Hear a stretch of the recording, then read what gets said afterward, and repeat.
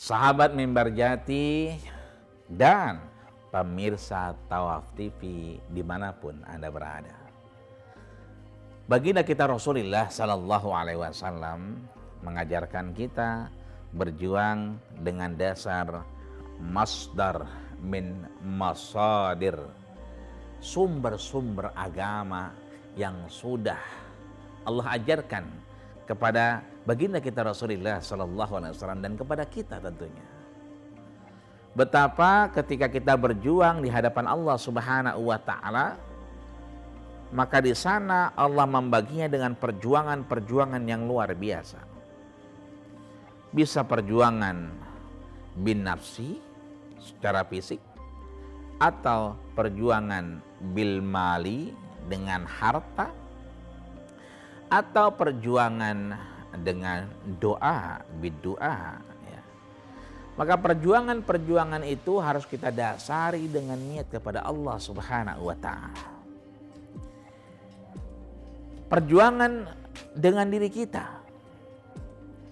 Bagaimana kita menjadikan Ramadan kali ini dengan segala keterbatasan, ketidaknyamanan, dengan pembatasan-pembatasan, tidak menjadikan hilang kesabaran kita, tidak menjadikan luput iman kita. Jangan kita melihat saudara kita yang sama dengan kita dalam urusan ibadah. Alhamdulillah masih taraweh, ya kan? Dia nggak taraweh, bukan seperti itu. Ya. Tapi bagaimana kita melihat alhamdulillah taraweh, tapi taraweh kita tidak sampai bacaan 1 juz seperti saudara kita. Harusnya kita bisa lebih baik. Itulah perjuangan dalam diri kita. Melihat apa yang ada di hadapan kita, urusan ibadah, kita harus lebih tinggi untuk mengukur diri kita ketimbang orang lain. Orang lain sudah baca Quran 1-2 juz, maka kita harus berjuang lebih dari 2 juz. Orang lain kemudian sudah menjalankan aktivitas berbagi meskipun masih di awal-awal Ramadan, bahkan mungkin sudah bayar zakat, maka kita harus lebih karena mengukur perjuangan dalam urusan ibadah, dalam urusan takwa kepada Allah harus lebih. Berbeda dengan kita melihat dunia, maka kita harus syukuri tanpa melihat yang lebih dari kita. Tentunya itu yang menjadikan diri kita lebih bermanfaat di hadapan Allah Subhanahu wa Ta'ala. Perjuangan dengan harta bil mal adalah perjuangan di mana Allah Subhanahu wa Ta'ala sediakan momentum buat kita, di mana harta hanya sebagai perhiasan, harta sebagai titipan, harta boleh jadi dia menjadi fitnah buat kita.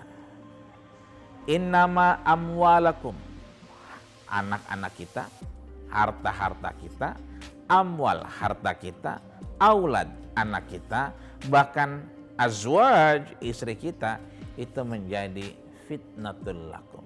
Dia menjadi fitnah, dia menjadi cobaan perjuangan, bahkan boleh jadi musuh perjuangan kita, aduwwul lakum. Maka berjuang dengan harta ini tidak serta-merta kita kemudian menghidupi saudara keluarga kita, tapi bagaimana kita memberi kepada sesama, bagaimana kita bisa idkhalus surur fi qulubil mu'minin, membuat orang lain itu bahagia, memberikan kenyamanan dalam hatinya, sehingga Allah Subhanahu wa Ta'ala menjadikan diri kita nyaman di hadapan Allah Subhanahu wa Ta'ala. Idkhalus surur fi qulubil mu'minin, perjuangan dengan harta yang akhirnya memberikan kenyamanan, saling berbagi meskipun sedikit. Ya. Jangan siksa orang lain untuk kepentingan kita. Ya. Terbiasa kita yang mudah-mudah dikasih keluarga, yang gampang-gampang diberikan keluarga, tapi yang sulit diberikan anak yatim. Anak yatim dipanggil untuk buka bersama, mohon maaf lahir batin. Sebelum dia buka puasa, baca Yasin 3 kali bolak-balik. tahlilan la ilaha illallah, la ilaha illallah, la ilaha illallah.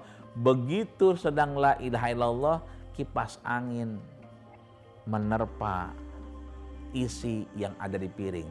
Begitu tersingkap la ilaha illallah, ternyata cuman sekedar mie goreng. Lemes. Udah baca Yasin 3 kali, la ilaha illallah udah 1000 kali, ngelihat yang dilihat, ya mie goreng lagi, mie goreng lagi. Jangan siksa anak yatim dengan dalih-dalih kita mau berbagi.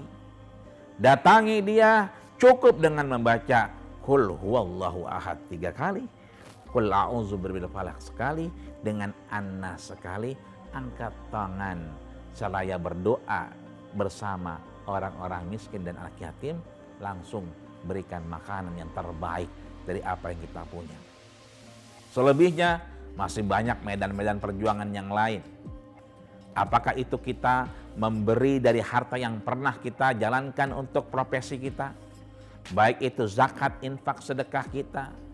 Tentunya kesehatan, nikmat luar biasa dari Allah Subhanahu wa Ta'ala, tidak sebanding dengan apa yang Allah berikan. Harta kita sedikit sekali manfaatnya kalau tidak ada ridho Allah Subhanahu wa Ta'ala. Bisa kita lihat bahwa orang lain boleh jadi tidak dapat merasakan hartanya sendiri, sakit-sakitan, dan akhirnya mati. Harta tidak pernah mengikuti, tapi amal yang kemudian mengikuti dari kehidupan dan perjuangan kita.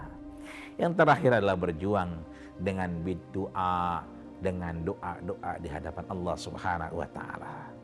Doa-doa mustajabah di hari-hari Ramadan yang penuh berkah, yang harusnya kita gapai itu, berjuang itu. Angkat tangan kita, kita buat mihrab baru di rumah kita.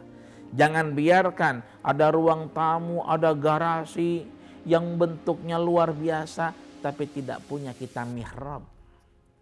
Walau bidisarin, meskipun hamparan sejadah, kita bermunajat kepada Allah Subhanahu wa Ta'ala.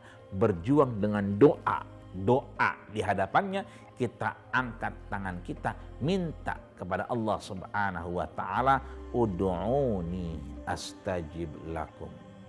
Allah akan berikan dengan satu syarat, yaitu ud'uni, ketika kita minta kepada Allah Subhanahu wa Ta'ala. Lalu apakah yang kita minta itu akan diberikan oleh Allah Subhanahu wa Ta'ala? Apakah yang kita harapkan Allah akan sampaikan kepada kita semua? Kita akan bahas ini setelah yang satu ini. Jangan kemana-mana, tetap di Tawaf TV.